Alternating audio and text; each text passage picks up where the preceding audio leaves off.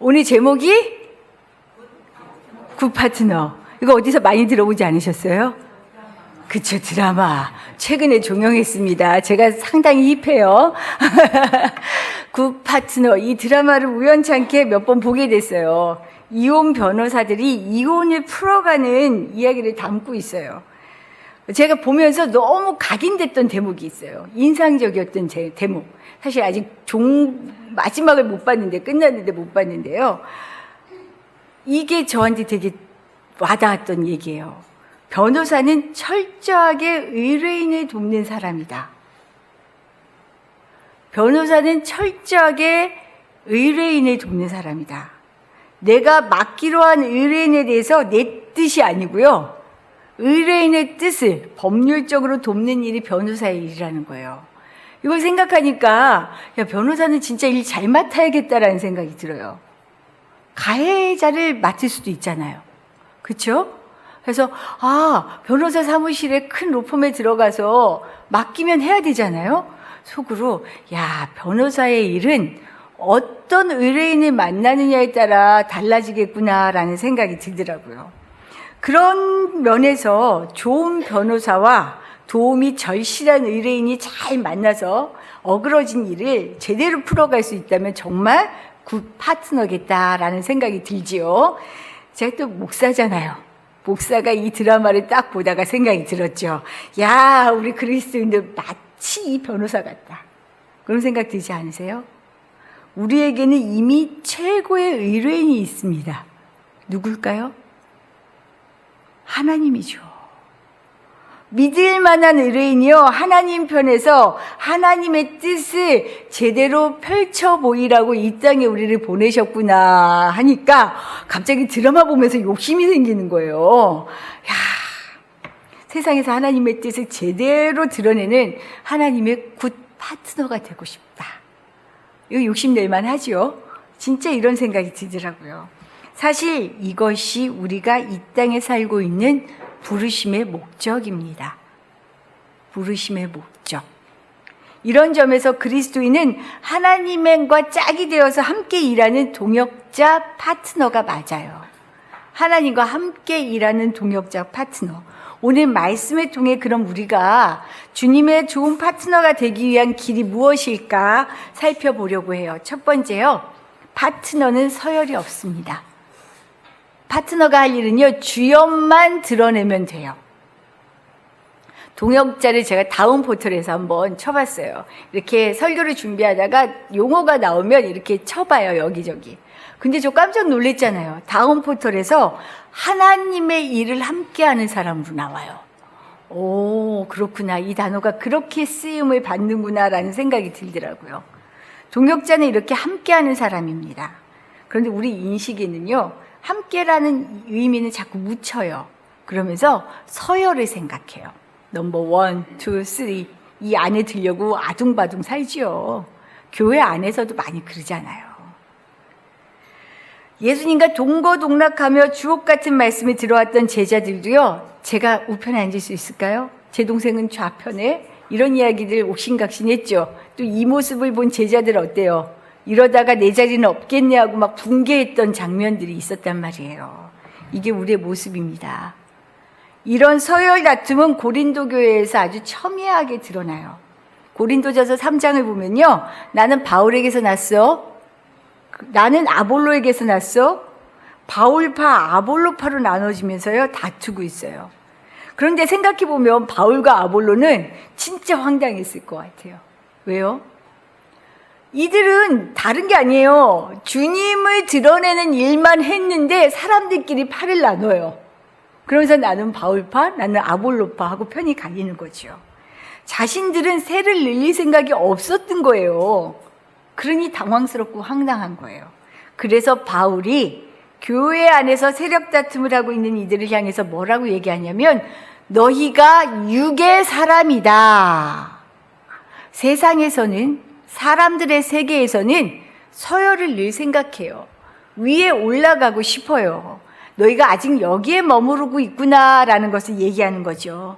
그러면서 이들을 향해서 자신들의 정체성, 자신들이 하는 일의 목적을 분명하게 밝힙니다. 이것이 오늘 지금 나와 있는 고린도전서 3장 5절의 말씀이에요. 그런즉 아볼로는 무엇이며 바울은 무엇이냐? 같이 읽어볼까요? 그들은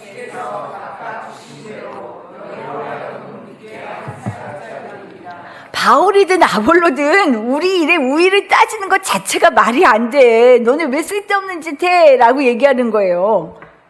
우리의 일은 오직 각자 하나님께서 맡기신 사명을 따라 그저 예수를 전하는 일이다라는 것을 분명하게 하고 있어요. 그러면서 바울은 각자의 역할을 말합니다. 나는 씨앗을 심어야 열매가 자라나죠. 심는 일을 했어. 아볼로는 뭐래요? 여기에다 자라게 하려고 물을 주었어. 그러면서 얘기해요. 내가 한 일이나 아볼로가 한 일이나 똑같아. 그런데 결국 진짜 자라게 하는 분은 누구요? 하나님이야 라는 것을 얘기해요. 이게 3장 8절에서 9절 상반절에 있는 말씀이에요. 같이 읽어보죠. 심는 이와 물 주는 이는 한 가지이나 각자 자기가 일한 대로 자기의 상을 받으리라. 우리는 하나님의 동역자들이요. 이거예요. 이 땅에 그리스도인으로 살아가는 우리는 각자 역할만 다를 뿐이지 결국 나의 말과 행동, 삶을 통해 예수 드러내는 것, 이것에 충실하면 되는 겁니다. 이게 우리의 본질이에요. 본분이에요. 교회가 되어 하나님의 일을 한다는 것은 그래서 제가 이런 생각이 들더라고요. 세상이라는 연극 무대예요. 우리가 배우가 되었습니다. 배우를 꿈꿔보셨어요 혹시? 전 혼자 생각해 나 연기하면 잘할 것 같은데 그런 생각도 들기는 하는데 세상이라는 연극 무대에서 예수라는 주연 배우를 드러내는 조연을 자처하는 거예요. 조연을 자처하는 것, 이게 그리스도인이다. 조연은 조연으로 머무를 때 아름답습니다. 조연이 맡은 역할은 뭐예요? 주인공을 빛나게 하는 일이에요. 빛나게 해서 드러내고자 하는 내용을 잘 전달하는 게 조연의 몫이에요. 자신이 튀려고 하면 그걸 망칩니다. 그래서 조연인 우리는 세상 사람들에게 예수를 만나게 하는 이 일을 소리 없이 잘 해내면 제 몫을 다하는 거예요. 이 일을 잘할 때 교회는 세상의 빛, 선한 영향력을 발휘합니다.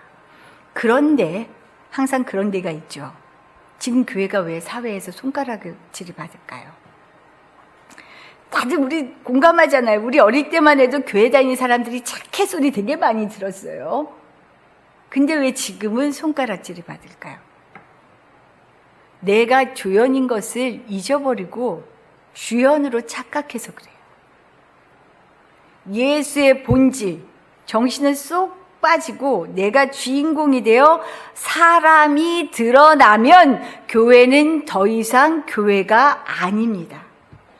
목사도, 장로도, 권사도, 집사도 역할이 동일해요. 예수 그리스도만 드러내는 이 일. 근데 지금 자꾸 교회가 다른 사람들이 빵빵빵빵 주연처럼 일어나고 있어요. 이러니 욕을 먹지요. 파트너로 주연만 드러내는 이 일, 너무나 잘한 인물이 있어서 오늘 얘기하려고 해요. 오늘 본문에 등장하는 베드로의 형제 안드레입니다. 스스로 부각되어 나타나지는 않지만 구석구석에서 만나는 이들에게 너무 정성스럽게 예수님을 연결시켜주는 이 일을 잘하고 있어요. 안드레 하면 생각나는 사건 뭐 있으세요? 딱 안 떠오르죠. 그런데 베드로 하면 생각나는 사건이 있으세요? 막 떠올라요. 사실은 둘이 형제잖아요. 형제예요. 예수님을 만나고 나서 안드레가 의외의 사건이 있어요. 사실 예수님을 베드로에게 소개해준 사람이 안드레예요. 베드로가 먼저 만나 안드레에게 소개한 게 아니고요. 안드레가 베드로를 예수님에게 소개합니다. 오늘 읽은 본문 앞서를 보면 안드레는 원래 세례 요한의 제자였어요. 그와 함께 있던 중에 세례 요한이 예수님 지나가시는 걸 보더니 하나님의 어린 양이야 라고 얘기하니까 안드레가 싹 바꿔서 누구에게 가요? 예수님께 가요. 사실 세례 요한은 구원자, 메시아, 그리스도에 대한 그 찾기를 열망하는 마음이 굉장히 컸던 것 같아요. 그래서 세례 요한을 따르다가 드디어 하나님의 어린 양이 나타났어 라고 얘기하니까 가는 거죠. 예수님께 질문하거든요. 진짜 어린 양인지를 확인해 봐야 되잖아요. 질문하는 안드레를 향해서 예수님이 뭐라고 얘기했냐면 와서 봐. 네가 나를 보면 알 거야. 안드레 따라갑니다. 따라가서 쭉 얼마나 많은 질문을 했을까 싶어요. 궁금한 거 다 쏟아냈을 것 같아요. 예수님의 이야기도 다 듣고 왔겠죠. 결론을 내렸어요. 맞네. 이분이 메시아 구원자가 맞네. 알아차렸어요. 그리고 그가 처음 한 일이 무엇인가? 오늘 본문에 나와요. 41절과 42절에 나옵니다. 같이 읽어볼게요. 그가 먼저 자기의 형제 시몬을 찾아 말하되 우리가 메시아를 만나 데리고 예수께로 오니. 안드레는요, 가장 중요한 삶의 중심을 발견한 순간 혼자 예수님 아는 것에 그치지 않았어요. 가장 사랑하는 사람에게 가장 소중한 구원자를 지금 전하고 있습니다. 안드레에게는 가장 좋은 것을 나누며 함께할 마음이 있었던 거예요. 안드레의 이 일이 나중에 어떤 일을 일으켜요? 수천 명을 회개케 한 베드로, 기억하시죠? 사도행전에 안드레가 베드로를 예수님께로 데려왔다니까요. 저는 안드레의 MBTI가 궁금해지기 시작했습니다. 그는 MBTI가 무엇일까? 사실 솔직히 저 제 MBTI를 몰라요. 별로 이렇게 관심이 없어서 옛날에 아들이 하도 하라 그래갖고 했는데 기억을 못하고 있어요. 그냥 대충 나는 이렇게거니 그냥 그렇게 살고 있어요. 제가 왜 안드레의 MBTI가 궁금했냐면 어쩌면 안드레는 많은 사람 앞에서 나와서 말을 하는 것이 익숙하지 않고 그것이 불편한 사람일 수 있었겠다라는 생각이 들어요. 그런데 그게 다가 아니더라고요. 그에게는 어떤 역할이 있어요?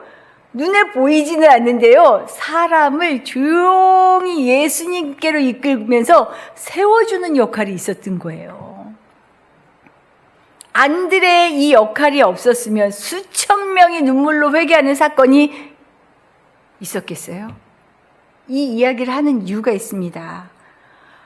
하나님의 일은 굿 파트너들의 합작품이에요. 베드로 혼자 한 일이 아니라는 거지요. 하나님의 일은 이렇게 주연 예수 그리스도를 드러내기 위한 합작품들이 모여야 드러날 수 있어요. 이 일은 각자 자기의 몫을 알고 자신의 일을 해내는 작은 충성이 만들어내는 큰 일입니다. 우리 수련회 잘 갔다 왔죠? 수련회를 마치고 그 교회 여목사님이셨어요. 목사님이 우리 담당하셨던 수련회 전체 담당했던 권사님에게 전화를 주셨대요. 제가 그게 참 마음에 와닿았어요. 너무 감사했어요. 뒷정리를 너무 깔끔하게 해주셨어요. 깜짝 놀라셨답니다. 원주와 함께하는 성도들이 존경스러우셨대요. 그러면서 뒤에 뭐라고 얘기하시냐면 돈 받는 것이 미안할 정도였습니다. 우리의 뒤가 어땠는지를 보여주지요. 나를 드러내지 않고 사실은 수련회를 준비하면서 제가 받은 은혜가 있어요. 각자 자기의 일을 스스로 찾아서 하시더라고요. 수련회가 끝나서까지 조용히 드러나지 않게. 그리고 프로그램 하나를 맡았는데 청년들도 그 프로그램을 얼마나 열심히 준비했는지 남들이 보면 무슨 큰 문서 만든 줄 알아요. 하나하나 차근차근. 이런 마음, 이런 정성. 각자 자기의 일을 아는 거죠. 그리고 수련회 때 우리 권사님 두 분은 우리 어떻게 맨날 이렇게 받기만 해서 우리 아유 너무 미안해 하시는데 이전에 하셨던 일, 역할이 그때그때 달라지는 거예요. 이전에 다 하셨죠, 교회에서. 이제는 받는 차례가 됐기 때문에 받으시는 거예요. 우리의 일의 역할이 고정될 거라고 생각하세요? 아니요. 계속 움직여요. 상황이 달라지고, 크기가 달라지고. 교회를 처음 시작할 때 그런 얘기가 있었어요. 우리 교회 커지면요, 우리 교회를 이렇게 분립해요. 교회 너무 크게 하지 말아요. 처음 시작할 때부터 큰 꿈을 갖고 막 얘기를 하셨어요. 그래서 그랬어요. 제가 이제 목사님하고 얘기하다가, 교회 이름도 그러면은 뭐 시리즈로 나가야 되나 막 이랬더니 목사님이 가당치도 않은 얘기하지 말래요.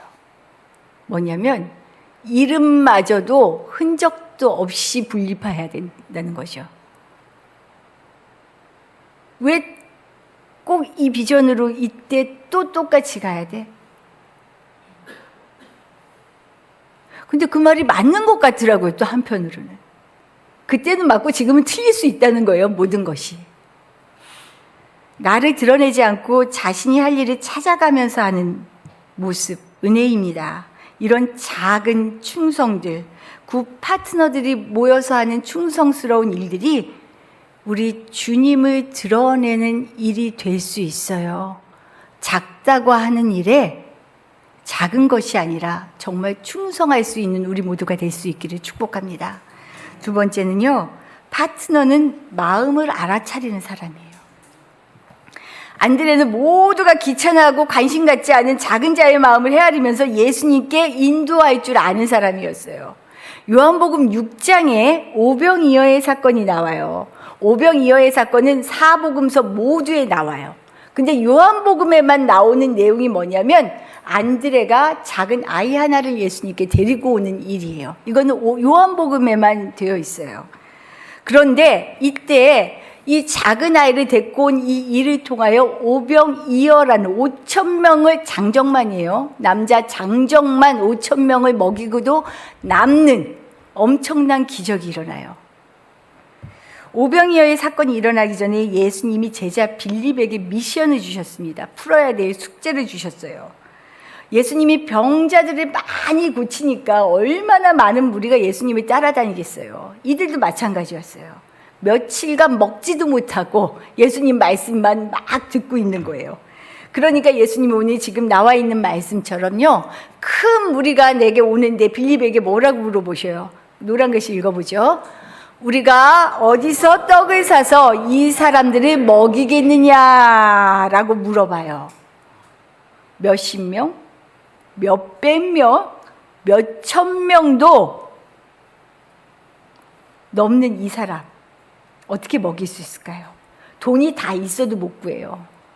명절쯤에 시장 가보셨죠? 저 갔다 깜짝 놀랐잖아요. 메밀전을 제 어르신 중에 혼자 계시는 분한테 좀 몇 장 사드리고 싶어서 갔다가요, 못 사요. 낱개는 살 수도 없어요. 미리 예약한 뭉텅이만 살 수 있어요. 그렇게 많이. 뭐 전이며 떡이며 막 이만큼씩 쌓여 있어요. 근데 제가 설교 준비하다 생각해봐요. 이걸로 5,000명이 먹을 수 있을까? 택도 없더라고요. 안 돼요. 지금 같은 시대에도. 돈이 있어도 못해요. 풀 수 없는 난감한 문제를 지금 빌립에게 주신 거예요. 그래서 빌립은 아마 이과적인 성향이었던 것 같아요. 막 돈을 계산하고 이렇게 하고 뭐가 부족하고 막 얘기를 하는데, 이때 안드레가 한 아이를 데리고 예수님께 딱 하고 오는 거예요. 다들 난감한 문제를 풀어야 된다라는 이 숙제 앞에 있는데, 데려와서는 요한복음 6장 9절 말씀입니다. 같이 읽어보죠. 여기 한 아이가 있어 보리떡 5개와 물고기 2마리를 가지고 있나이다. 그러나 그것이 이 많은 사람에게 얼마나 되겠사옵나이까. 한 아이가요, 자기 도시락을 내민 거죠. 이 많은, 진짜 뭐 여자 아이들 어른까지 하면 10,000명도 넘었을 텐데 아무도 못 먹고 있는데 자기 도시락을 갖고 있는 아이가 자기의 전부를 낸 거예요. 나 이거 있는데 같이 나눠 먹자는 얘기죠. 이럴 때 어떠실 것 같아요? 그래서 안드레도 얘기해요. 이 많은 사람에게 얼마나 되겠사옵니까? 라는 이 말을 하면서도요, 데리고 왔어요. 왜 데려왔을까요?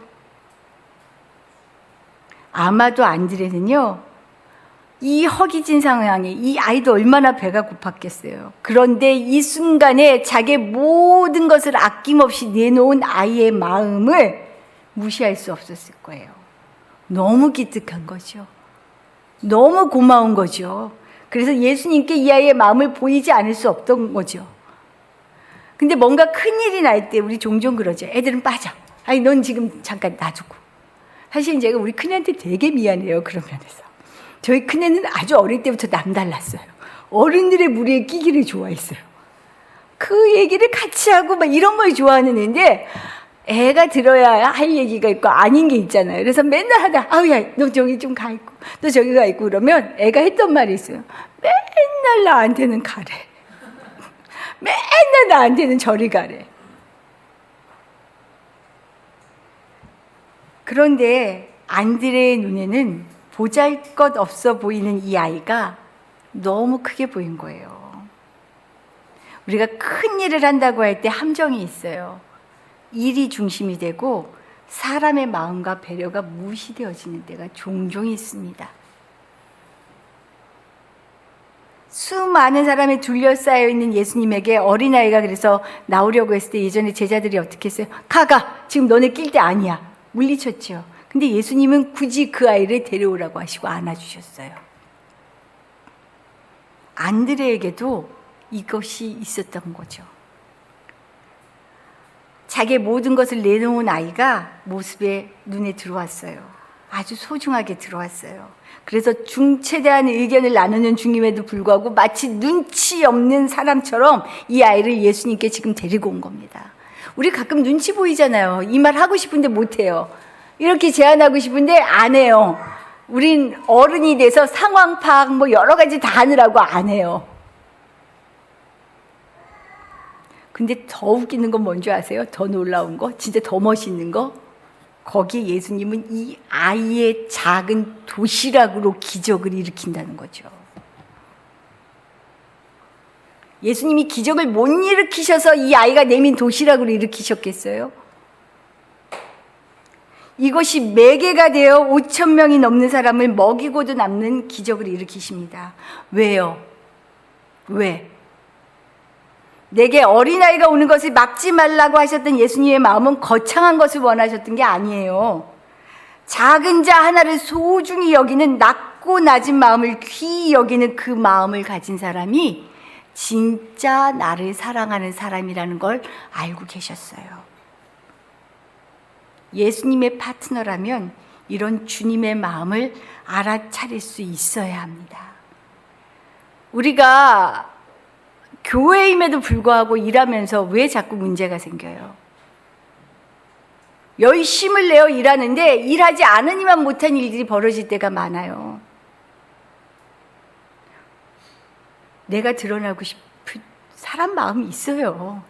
아, 목사님 말씀 너무 좋아요. 은혜 받았어요 하면 세상 좋아요. 그런 말 다 좋지요. 일을 하다 보면요. 아유, 잘했어요. 우리는 서로를 격려하고 이런 힘이 중요하지만 그것이 주된 일이 아니에요. 그 중심을 잘 잡아야 돼요. 잘못하면 주연 배우가 바뀌어요.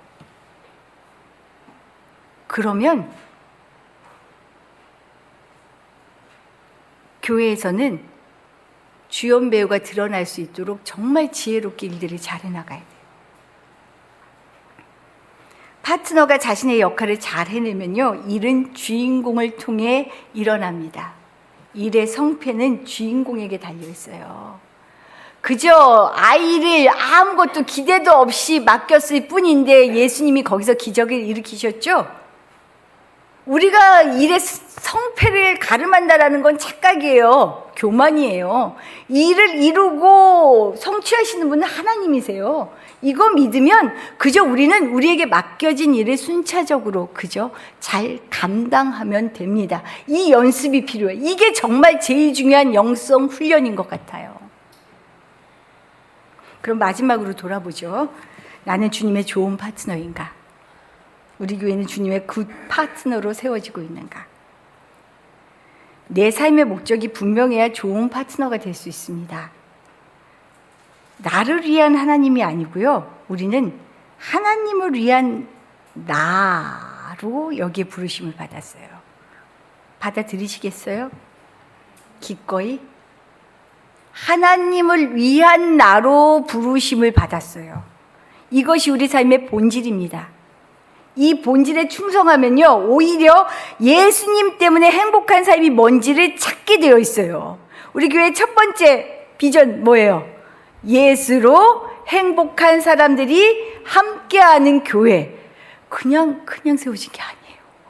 본질에 충성할 때 예수 때문에 행복한 게 뭔지를 알아가게 되어 있어요. 제가 교회 자랑을 요즘 조금 해요. 사실 좀 많이 해요. 일부 때는 많이 한다고 얘기했는데요. 뭘 얘기하냐면 다른 것보다 정말 저의 자부심, 부심, 교회 부심. 우리 교회 교우들은요, 돕는 일은 정말 너무 기뻐합니다. 아끼지 않아요라는 말을 자랑해요. 저한테는 그게 우리 교회의 가장 큰 자부심 중에 하나예요. 예, 추석쯤이 되니까 우리가 돕는 선교지, 그러니까 어려운 곳에 계신 분들이 선물들을 몇 이렇게 보내오셨어요.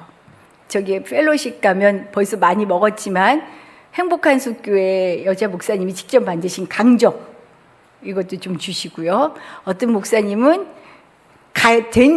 된장 요만한 된장을 보내오셨고요. 어떤 분은 홍삼도 또 보내오셨어요. 그래서 제가 오늘 목사님한테 그랬어요. 우리 교우들 오시는 분은 홍삼 이거 스틱으로 된 거거든요. 하나씩 드시라고 하자고. 그랬더니 막 웃더니 그건 너무 웃기고 드릴 분이 있다.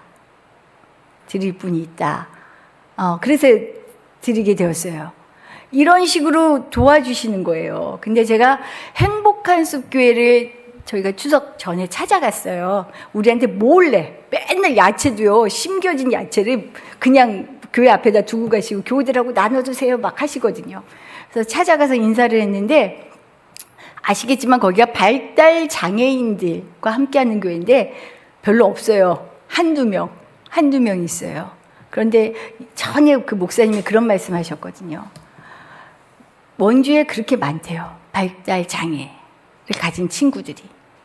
큰 교회들이 이 일을 해야 돼요. 목사님 진짜 많아요. 그래서 우리도 시내로 이 일을 위해서 나가야 될 것 같아요 라고 했는데, 저는 그때 속으로 그런 생각했어요. 우리 교회가 시간대만 맞추면 우리 교회 자리를 쓰시게 하면 좋겠다. 좋지 않을까요? 그렇죠? 그냥 혼자 생각했어요. 그러다가 목사님이 그런 거예요. 그러다가 함께하는 교회도 기도했대요. 보니까 교회가 커진 것 같더래요. 발달 장애인들을 위해 사역할 수 있는 교회가 되게 해달라고 기도했어요. 아우, 겁이 그냥 겁이 나는데 제가 그랬어요. 목사님 왜 시내로 안 오세요? 제가 혼자 들었던 마음이 있으니까. 그랬더니 진짜로 가긴 해야 될 것 같은데 이제 여러 생각들을 하시나 봐요. 우리 교회, 그때 제가 교회를 자랑했거든요. 우리 교우들은 진짜 그런 거 좋아하시는데 쓰실 수 있을 것 같아요. 시간대만 다르면. 제가 물어보지도 않고 그냥 막 얘기했어요. 그랬더니 깜짝 놀라시더라고요. 저는 그냥 장소만이 아니고 된다면 우리가 할 수 있는 사람이 또 도와서 역할을 할 수도 있잖아요. 그런 생각이 들더라고요. 협력하는 교회가 뭘까? 진짜 파트너가 뭘까? 저희가 석식당을 도울 때 제게 들었던 마음이 있었어요. 뭐냐면 우리가 생각하지 못했던 미처 우리 손이 미칠 수 없는 일을 이렇게 고맙게 해주는 교회가 있구나. 진짜 고마운 거예요. 우리가 어떻게 다 해요. 그렇죠? 그때 진짜 돕고 싶다라는 마음이 생기더라고요. 그러면서 들었던 게 성교는 동역한다는 건 미안하지만 다 차려진 밥상에 숟가락 좀 얹읍시다. 우리가 할 수 있는 일은 우리가 조금이라도 도울게요. 같이 합시다. 이런 파트너십이 중요한 거구나라는 깨달음이 오더라고요. 해외에 우리가 다 나갈 수 없죠. 농촌 지역의 어른들이 다 섬길 수 없죠. 사실은 제가 하나님께서 6년을 지나오면서 저에게 주시는 마음 중에 하나가 너무 자꾸 보여주시는데 처음엔 겁이 나는 거예요. 할 일이 보여지는 거. 하나님 무슨 말씀을 딱 줬대. 이게 아니고요.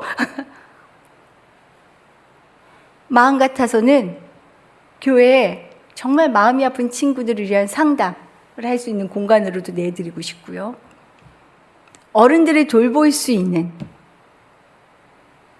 그런 시설들도 같이 하고 싶고요. 우리 권사님들 늘 그러시거든요. 아이고, 이제 나 보내줄 목사님이야, 담임 목사님한테. 우리 다 그렇잖아요. 정말 이런 일들을 우리 교회가 잘하고 싶다. 예수가 드러나는 그 일을 잘할 수 있는 파트너들이 되고 싶다. 하나님 보여주시고 일하게 하시고. 근데 그러죠. 그래서 뭔가 갖추어져서 일하면 너무 저 자신 없고, 하나님 할 수 있는 만큼부터 할게요. 그래서 저는 하나님한테 약간 으름장 났어요. 그럼 할 만한 사람도 알아서 보내주세요. 알아서 일어나게 해주세요. 그렇게 기도하고 있습니다. 우리는 주님의 좋은 파트너들입니다. 우리가 할 일은요, 내가 드러나는 것이 아니라 우리를 통해, 교회된 우리를 통해, 교회를 통해 예수님의 일이 흥왕하는 것입니다. 이 일을 위하여 함께 힘쓰고 기도할 수 있는 우리 교회, 원주 함께하는 교회가 되기를 축복합니다. 기도드릴게요.